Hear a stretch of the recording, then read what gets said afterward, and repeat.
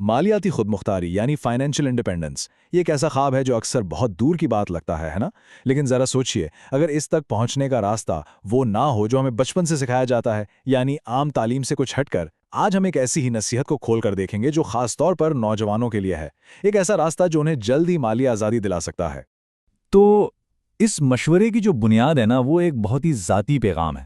مطلب یہ کوئی عام سی نصیحت نہیں ہے، یہ لکھنے والے کی طرف سے ہر نوجوان کے لیے سیدھا سیدھا ایک پیغام ہے۔ تو چلیے دیکھتے ہیں کہ آخر یہ پیغام ہے کیا۔ دیکھیں یہ جملہ کتنا طاقتور ہے۔ لکھنے والا اسے صرف ایک عام مشورہ نہیں کہہ رہا، بلکہ وہ اسے اتنی ہی سنجیدگی سے پیش کر رہا ہے جتنی سنجیدگی سے وہ شاید اپنے خود کے بچوں کو دے رہا ہو۔ اس سے پتہ چلتا ہے کہ آگے جو بات آنے والی ہے وہ واقعی بہت بہت غور سے سننے لائق ہے۔ تو سوال یہ ہے کہ آخر کامیابی کا یہ نیا فارمولا ہے کیا؟ دیکھیں یہ دو ایسی چیزوں پر کھڑا ہے جو دیکھنے میں بالکل الگ لگتی ہیں، لیکن اس نصیحت کے مطابق یہ دونوں ایک دوسرے کے لیے لازمی ہیں، ان کے بغیر کام نہیں چلے گا۔ اچھا، تو پہلا حصہ وہ تو حیران کن طور پر بالکل عام سا ہے، وہ کہتا ہے اپنے پسندیدہ مضامین پڑھیں، لیکن یہاں ایک ٹوسٹ ہے۔ یہاں مقصد ڈگری لے کر نوکری حاصل کرنا نہیں ہے، بلکہ اس کا اصل مقصد اپنی شخصیت کو بہتر بنانا ہے اور اس علم سے لطف اٹھانا ہے جس میں واقعی دلچسپی ہو۔ مگر یہاں پر ایک بہت بڑا مگر ہے۔ اس پہلے ستون کے ساتھ ایک دوسری شرط بھی جڑی ہوئی ہے، اور اس شرط کی ایک ڈیڈ لائن بھی ہے، وہ یہ کہ 20 سال کی عمر تک پہنچنے سے پہلے فائنینشیل مارکیٹس کی پوری سمجھ بوجھ حاصل کرنی ہے۔ صرف سمجھنا نہیں بلکہ اس پر عبور حاصل کرنا ہے، اور یہ واقعی کوئی چھوٹا چیلنج نہیں ہے۔ اور پتہ ہے سب سے دلچسپ بات کیا ہے اس میں؟ وہ یہ کہ مصنف نے ان دونوں چیزوں کے مقاصد کو بالکل الگ الگ کر دیا ہے۔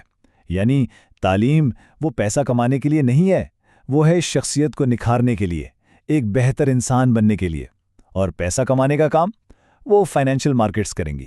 دونوں کے مقاصد بالکل واضح ہیں۔ اچھا، تو اگر تعلیم نوکری کے لیے نہیں تو پھر کام دھندا کاروبار وہ کیا ہوگا؟ یہی وہ نقطہ ہے جہاں پر یہ پورا ماڈل آپ کہہ لیں واقعی جدید یا ماڈرن بن جاتا ہے۔ یہاں 3 خاص مارکیٹس کا ذکر کیا گیا ہے۔ پہلی ہے فوریکس، یعنی جہاں کرنسیوں جیسے ڈالر، یورو، ین ان کی خرید و فروخت ہوتی ہے۔ پھر ہے اسٹاک ایکسچینج، جہاں بڑی بڑی کمپنیوں کے شیئرز خریدے اور بیچے جاتے ہیں۔ اور تیسری ہے کرپٹو مارکیٹس، یعنی بٹ کوائن اور دوسری ڈیجیٹل کرنسیوں کی دنیا۔ مشورہ یہ ہے کہ ان میں سے کوئی ایک چنیں اور بس اس میں مہارت حاصل کر لیں۔ اور اس سب کا سب سے بڑا فائدہ، سوچ کر دیکھیں، آپ کا دفتر آپ کا لیپ ٹاپ ہے، بس جہاں آپ اور آپ کا لیپ ٹاپ وہیں آپ کا کاروبار۔ اس سے فرق نہیں پڑتا کہ آپ پہاڑوں میں ہیں یا کسی سمندر کے کنارے، کام آپ کے ساتھ ہے۔ یہی تو ہے اصل آزادی، ہے نا؟ اچھا، اب یہاں پر مصنف ایک قدم آگے بڑھتا ہے اور ایک آپ کہہ لیں کہ بہت سخت بات کرتا ہے۔ وہ اس نئے راستے کا مقابلہ کرتا ہے عام نوکریوں اور روایتی کاروبار سے، اور جو نتیجہ وہ نکالتا ہے نا، وہ کافی حد تک چونکا دینے والا ہے۔ یہاں دیکھیں تو بات بالکل صاف ہے۔ ایک طرف ہے فائنینشیل مارکیٹس جنہیں مالی آزادی کا بنیادی راستہ کہا جا رہا ہے، اور دوسری طرف نوکری یا عام کاروبار جن کے بارے میں سیدھا سیدھا کہہ دیا گیا ہے کہ ان میں کچھ نہیں رکھا۔ یہ واقعی ایک بہت ہی بڑا دعویٰ ہے۔ تو کل ملا کر پیغام یہ ہے کہ وہ جو 9 سے 5 والی نوکری ہے یا اپنا کوئی چھوٹا موٹا کاروبار شروع کرنا ہے، یہ سب اس نظریے کے مطابق پرانے طریقے ہو چکے ہیں۔ اصل موقع، اصل ترقی وہ صرف اور صرف مارکیٹس میں ہے۔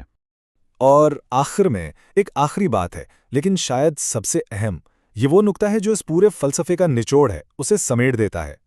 یہ آخری پیغام بالکل واضح ہے۔ یہ بات جتنی جلدی سمجھ لیں اتنا فائدہ ہے، یعنی وقت سب سے قیمتی چیز ہے۔ اس راستے پر جتنی جلدی چلنا شروع کر دیا جائے اتنا ہی بہتر ہے۔ اب سوال تو یہ پیدا ہوتا ہے کہ کیا لوگ یہ قدم اٹھانے کے لیے تیار ہیں؟ تو یہ پوری بحث ہمیں ایک بہت بڑے سوال پر لا کر کھڑا کر دیتی ہے کہ آنے والے وقت میں کامیابی کے لیے صرف روایتی تعلیم کافی ہوگی یا پھر فائنینشیل لٹریسی جیسی مہارتوں کو زیادہ اہمیت دینے کی ضرورت ہے۔ یہ سوچنے کی بات ہے کہ مستقبل کی کامیابی کے لیے آخر کون سی مہارتیں سب سے اہم ثابت ہوں گی۔